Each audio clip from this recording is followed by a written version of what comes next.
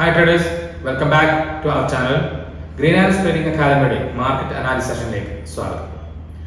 എല്ലാ ട്രേഡർമാർക്കും അറിയാം, കഴിഞ്ഞ മാസവും ഈ മാസവും രണ്ട് ഈവന്റുകൾ ഉണ്ടായിരുന്നു. ഒന്ന് എന്തായിരുന്നു, ഇലക്ഷന്റെ റിസൾട്ട് ആയിരുന്നു ജൂൺ 4-ാം തീയതി. അത് കഴിഞ്ഞ് ജൂലൈ 23-ന് ബജറ്റ് ആയിരുന്നു. അപ്പോൾ എല്ലാ ട്രേഡേഴ്സും നന്നായിട്ട് നോക്കിക്കാണുന്ന രണ്ട് ഈവന്റുകളാണ് എന്ത്, ഇലക്ഷന്റെ റിസൾട്ട് അതേപോലെ ബജറ്റ് എന്ന് പറയുന്നത്.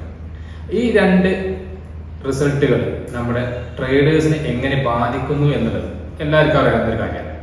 കാരണം ഇലക്ഷൻ റിസൾട്ട്, ഭരണ തുടർച്ച എന്നുള്ളത് ഒരു പോസിറ്റീവ് മാർക്കറ്റിന്റെ സാധ്യതയും ഒരു നല്ല ബജറ്റ് എന്നുള്ളതും അതേപോലെ ഒരു നല്ല ബജറ്റ് എന്നുള്ളത് എന്ത് ചെയ്യും, മാർക്കറ്റിന്റെ പോസിറ്റീവ് എത്രത്തോളം ഉണ്ടെന്ന് കാണിക്കും. അപ്പൊ നമുക്ക് നല്ലൊരു ഭരണമാണെങ്കിൽ അല്ലെങ്കിൽ നല്ലൊരു ബജറ്റ് ആണെങ്കിൽ അത് അടുത്ത ദിവസങ്ങളിൽ ഏതൊക്കെ സ്റ്റോക്കുകൾ മൂവ് ചെയ്യാനുള്ള സാധ്യത നമുക്ക് കിട്ടാൻ പറ്റും. അപ്പൊ ഇത്തരത്തില് മാർക്കറ്റ് കഴിഞ്ഞ മാസവും ഈ മാസവും എങ്ങനെ മൂവ് ചെയ്തു എന്ന് നോക്കി കഴിഞ്ഞാൽ നമുക്ക് ഓവറോൾ നമ്മുടെ മാർക്കറ്റിന്റെ ട്രെൻഡ് എന്താണെന്ന് അറിയാൻ പറ്റും. ഇപ്പൊ നിങ്ങൾ നോക്കുക, മന്ത്ലി ക്യാൻഡിലാണ് ഇപ്പൊ നമ്മൾ നിഫ്റ്റിയുടെ ക്യാൻഡിൽ നോക്കുന്നത്. മന്ത്ലി ക്യാൻഡിലെ കഴിഞ്ഞ മാസം ഒരു ബുള്ളിഷ് ഹാമറായിട്ടും ഈ മാസത്തെ ക്യാൻഡിൽ ഒരു മർബൂസുമായിട്ടാണ് ക്ലോസ് ചെയ്യുന്നത്. ഇത്തരത്തിലാണ് മാർക്കറ്റ് മൂവ് ചെയ്യുന്നത് എന്നുണ്ടെങ്കിൽ 25,000 അല്ലെങ്കിൽ 26,000 ഒന്നും നിഫ്റ്റിയെ സംബന്ധിച്ച് ഒരു ലെവലല്ലാത്ത രീതിക്ക് മാറും. അപ്പോൾ മന്ത്ലി ക്യാൻഡിൽ എന്തായാലും നന്നായിട്ട് മൂവ് ചെയ്തിട്ടുണ്ട്. ഇനി വരുന്ന ദിവസങ്ങളിൽ അല്ലെങ്കിൽ വരുന്ന മാസം മാർക്കറ്റ് എങ്ങനെ മൂവ് ചെയ്യുമെന്നുള്ളതാണ് നമ്മൾ നോക്കി കാണുന്നത്. അപ്പോൾ അതിൽ നമുക്ക് നോക്കേണ്ട കാര്യം എന്ന് വെച്ചാൽ മാർക്കറ്റ് ഇനി ഒരു പുൾ ബാക്ക് ഉണ്ടോ അല്ലെങ്കിൽ മാർക്കറ്റ് ട്രെൻഡ് കണ്ടിന്യൂ ചെയ്യുമോ എന്നുള്ളതാണ് നോക്കേണ്ടത്. അപ്പോൾ മന്ത്ലി ക്യാൻഡിൽ എന്തെങ്കിലും മർബോസ് ക്യാൻഡിൽ ആയതുകൊണ്ട് ഞാൻ മനസ്സിലാക്കുന്നത് ഈ ഇന്നത്തെ ഹൈ അല്ലെങ്കിൽ കഴിഞ്ഞ മാസത്തെ അല്ലെങ്കിൽ ഈ മാസത്തെ ഹൈ ബ്രേക്ക് ചെയ്താൽ മാർക്കറ്റിൽ ഇനി എന്തുണ്ട്, നല്ല ഒരു മൂവ്മെന്റിനുള്ള സാധ്യത നോക്കി കാണുന്നുണ്ട്. അപ്പോൾ ഡെയിലി ക്യാൻഡിൽ അല്ലെങ്കിൽ ഡെയിലി അനാലിസിസ് ഒക്കെ ആണെങ്കിൽ മാർക്കറ്റ് എന്ത് ചെയ്യാൻ പറ്റും, ഡെയിലി ക്യാൻഡിൽ വെച്ച് അനലൈസ് ചെയ്യുന്ന സമയത്ത് മാർക്കറ്റ് ഇനിയും ഒരുപാട് ദൂരം മൂവ് ചെയ്യാനുണ്ട് എന്നുള്ളത് തന്നെയാണ് നമുക്ക് നോക്കി കാണാൻ പറ്റുന്ന കാര്യം. ഇപ്പം ഡെയിലി ക്യാൻഡിലിന്റെ കേസിലാണെങ്കിൽ നമുക്ക് ഇനി അടുത്ത് റെസിസ്റ്റൻസ് എന്ന് പറയുന്നത് 25,430 എന്നുള്ള ലെവലാണ്. അത് കഴിഞ്ഞാൽ 25,833, അതും കഴിഞ്ഞാൽ 26,250 വരെയൊക്കെ ഡെയിലി ക്യാൻഡിൽ മാർക്കറ്റ് മൂവ് ചെയ്യാനുള്ള സാധ്യത ഉണ്ടെന്നില്ലാണ്. അപ്പോൾ ഒരു റിജക്ഷൻ വരുന്നുണ്ടോ എന്ന് നോക്കാം. റിജക്ഷൻ വരുന്നില്ല, നാളെ ട്രെൻഡ് കണ്ടിന്യൂ ചെയ്യുകയാണെങ്കിൽ എന്ത് ചെയ്യാം, നമുക്ക് മാർക്കറ്റിൽ മുകളിലേക്കുള്ള ട്രേഡുകൾ മാത്രം പ്ലാൻ ചെയ്യാൻ പറ്റും.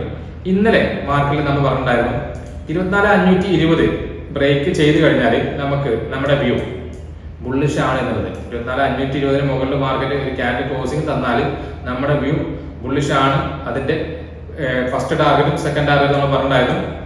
അപ്പോൾ അത് ബ്രേക്ക് ചെയ്ത് പോയി എന്നുള്ളത് വളരെ സന്തോഷമുള്ള ഒരു കാര്യമാണ്. നിഫ്റ്റി ഈ കഴിഞ്ഞ അല്ലെങ്കിൽ F&Oയുടെ ടാക്സ് കൂട്ടിയതും STT കൂട്ടിയതും അതേപോലെ പിന്നെ long term capital gain tax കൂട്ടിയതും നമ്മുടെ മാർക്കറ്റിനെ ബാധിക്കാത്ത തരത്തിലാണ് മാർക്കറ്റ് മൂവ് ചെയ്തത്.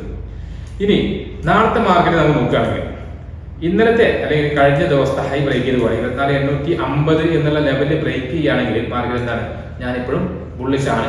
വലിയ ഒരു ഗ്യാപ്പ് ഓപ്പൺ ചെയ്യുകയാണെങ്കിൽ മാത്രം എന്തുണ്ട്, ഒരു 150 പോയിന്റ് 200 പോയിന്റ് മുകളിൽ ഗ്യാപ്പ് ഓപ്പൺ ചെയ്യുകയാണെങ്കിൽ മാർക്കറ്റ് ഫസ്റ്റ് ഒരു റിവേഴ്സിന് സാധ്യത കാണിക്കുന്നുണ്ട്. 25,100-ലോ 25,050-ലൊക്കെ ഓപ്പൺ ചെയ്ത് കഴിഞ്ഞാൽ ഒരു റിവേഴ്സലിന് ശേഷം കൺസോൾട്ടേഷൻ കഴിഞ്ഞ ശേഷം മാർക്കറ്റ് എന്ത് ചെയ്യാം, അപ്സൈഡ് തന്നെ പോകാനുള്ള സാധ്യത ഉണ്ട്. കാരണം കഴിഞ്ഞ 2 ദിവസമായിട്ട് മാർക്കറ്റ് ഏകദേശം ഒരു 2.5% മൂവ്മെന്റ് 2 ദിവസം കൊണ്ട് വന്നിട്ടുണ്ട്. അപ്പോൾ ഈ ഒരു ട്രെൻഡ് മാർക്കറ്റ് കണ്ടിന്യൂ ചെയ്യുമെന്ന് തന്നെയാണ് ഞാൻ വിചാരിക്കുന്നത്. നാളെ ഒരു ഗ്യാപ്പിലാണെങ്കിൽ ഫസ്റ്റ് നമ്മളൊരു പുൾ ബാക്ക് എക്സ്പെക്ട് ചെയ്യുന്നുണ്ട്. അപ്പോൾ ഒരു പ്രോപ്പർ ബുക്കിംഗ് ആവാം. അതിനുശേഷം മാർക്കറ്റ് കണ്ടിന്യൂ ചെയ്യാനുള്ള സാധ്യത വളരെ കൂടുതലാണ്. ഇനി മാർക്കറ്റ് ഗ്യാപ് ഡൗൺ ഓപ്പണിംഗ് ആണെങ്കിലും ഞാൻ എന്താണ് ബുള്ളിഷ് വ്യൂലാണ് മാർക്കറ്റിനെ കാണുന്നത്. ഗ്യാപ് മാർക്കറ്റ് 24,650 മുകളിൽ എവിടെ ഓപ്പൺ ചെയ്താലും മാർക്കറ്റ് ബുള്ളിഷ് ആയിട്ട് തന്നെ പോകാനുള്ള സാധ്യത ഞാൻ കാണുന്നുണ്ട്. ഇനി 24,650 626 എന്നുള്ള ലെവലിൽ ബ്രേക്ക് ചെയ്ത് താഴെ വരികയാണെങ്കിൽ ഞാൻ ട്രേഡുകളൊന്നും പ്ലാൻ ചെയ്യുന്നില്ല. മാർക്കറ്റിനെ ഞാൻ അതിന്റെ വഴിക്ക് വിട്ട് ഒരു ദിവസം മാർക്കറ്റിന്റെ മൂവ്മെന്റ് ഒന്ന് കാണാൻ അല്ലെങ്കിൽ എന്തായിരിക്കും എന്നുള്ള അറിയാൻ വേണ്ടിയിട്ട് വെയിറ്റ് ചെയ്തിരിക്കും. ഓക്കെ, നിഫ്റ്റി ബാങ്കിന്റെ കേസിലാണെങ്കിൽ വലിയൊരു സ്ട്രെങ്ത് ഉണ്ടായിരുന്നു. ആ നിഫ്റ്റിയുടെ റാലി അത്രയധികം സ്ട്രെങ്ത് ഉണ്ടായിരുന്നെങ്കിലും നിഫ്റ്റി ബാങ്കിൽ അത്രയധികം സ്ട്രെങ്ത് കാണിച്ചിട്ടില്ല. അപ്പോൾ 51,514 മുകളിൽ മാർക്കറ്റ് വന്നാൽ മാത്രമാണ് ഞാൻ ചെയ്തത് കോൾസ് എടുക്കില്ല അല്ലെങ്കിൽ മോളിക്കുള്ള ട്രേഡുകൾ പ്ലാൻ ചെയ്യുന്നത്. ഫസ്റ്റ് ടാർഗറ്റ് ആയിട്ട് 52,070. അത് കഴിഞ്ഞാൽ നമുക്ക് എന്ത് ചെയ്യാം, 52,400 എന്നുള്ള ലെവലുകൾ ഫസ്റ്റും സെക്കൻഡും ടാർഗറ്റ് പ്ലാൻ ചെയ്യാൻ പറ്റും. ഇനി ഒരു ഗ്യാപ് ഡൗൺ ഓപ്പൺ ചെയ്യുകയാണെങ്കിൽ അല്ലെങ്കിൽ നെഗറ്റീവ് വ്യൂ ആണെങ്കിലും ഞാൻ എന്തുള്ളൂ 50,619 താഴെ വന്നാൽ മാത്രം എന്ത് ചെയ്യുന്നുള്ളൂ, ഡൗൺ സൈഡിലേക്ക് ട്രേഡുകൾ പ്ലാൻ ചെയ്യുന്നുള്ളൂ. ഡൗൺ സൈഡിലേക്കുള്ള വ്യൂ ഉണ്ടായിരുന്നു നിഫ്റ്റി ബാങ്കിന്റെ കേസിൽ. നിഫ്റ്റി ബാങ്ക് പിന്നെ കഴിഞ്ഞ ദിവസമൊക്കെ നമുക്ക് ഡൗൺ സൈഡ് വ്യൂ ആയിരുന്നു ഉണ്ടായിരുന്നത്. നിലവിൽ നമ്മുടെ വ്യൂ ചേഞ്ച് ചെയ്തിട്ടുണ്ട്. 51,514 മുകളിൽ വന്നാൽ നമ്മൾ ബുള്ളിഷാണ്. 51 ഈ പറഞ്ഞ 50,619 താഴെ വന്നാൽ മാത്രമേ നമ്മൾ ബിയർ സെന്റിമെന്റ്സിലേക്ക് പോകുന്നുള്ളൂ. ഇതിന്റെ ഇടയിലുള്ള ട്രേഡുകൾ ഞാൻ അവോയ്ഡ് ചെയ്യാനാണ് ഉദ്ദേശിക്കുന്നത്. ഇതിന്റെ ഇടയിലാണ് മാർക്കറ്റ് ഓപ്പൺ ചെയ്യുന്നത് അല്ലെങ്കിൽ ആ രണ്ട് റേഞ്ച് ബ്രേക്ക് ചെയ്തിട്ടില്ല എന്നുണ്ടെങ്കിൽ ഒരു സൈഡ് വൈസ് മാർക്കറ്റാണ് ഞാൻ എക്സ്പെക്ട് ചെയ്യുന്നത്. ഇപ്പോൾ ഈ പറഞ്ഞ കാര്യങ്ങളിൽ നിങ്ങൾക്ക് ഒരു ക്ലാരിറ്റി കിട്ടിയിട്ടുണ്ടെന്ന് ഞാൻ വിചാരിക്കുന്നുണ്ട്. കഴിഞ്ഞ ദിവസങ്ങളിൽ നമ്മുടെ മാർക്കറ്റ് അനാലിസിന്റെ വീഡിയോ നിങ്ങൾ കണ്ടിട്ടുണ്ടെങ്കിൽ നമ്മുടെ അനാലിസിസ് എങ്ങനെ വർക്ക് ചെയ്തിട്ടുണ്ടെന്ന് മനസ്സിലാവും.